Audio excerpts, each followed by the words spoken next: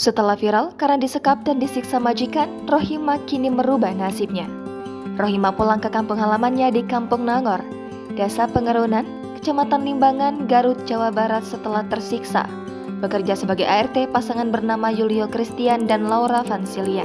Sebelumnya, Rohimah bekerja di rumah pasangan tersebut yang terletak di perumahan Bukit Permata, Blok G1, Desa Cilame, Kecamatan Ngamprah, Bandung Barat.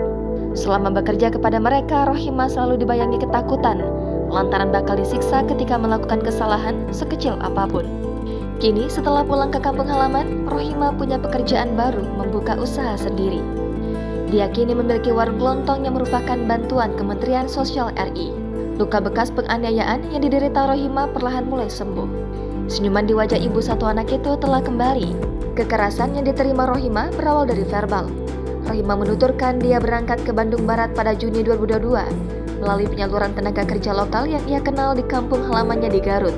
Awal bekerja biasa saja, majikannya baik, tidak berbuat kasar. Namun kebaikan itu berubah sebulan kemudian.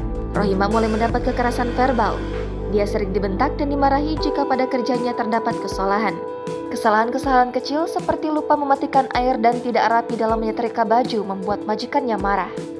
Setelah itu, ponsel dan dompet yang berisi data penting dirampas. Seusai kejadian itu, Rohimah mendapat perlakuan kasar berupa penganiayaan di bagian tubuhnya. Kekerasan yang dialaminya itu kemudian berjalan hingga 3 bulan kemudian.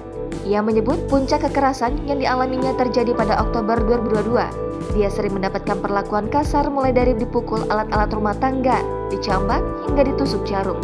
Rohimah menyebut ia tidak pernah diajak keluar rumah selama bekerja di majikannya itu. Waktu keluar rumah hanya sebatas ke warung untuk membeli kebutuhan rumah. Saat di warung juga, menurutnya para tetangga sering bertanya kepadanya terkait luka yang dialaminya.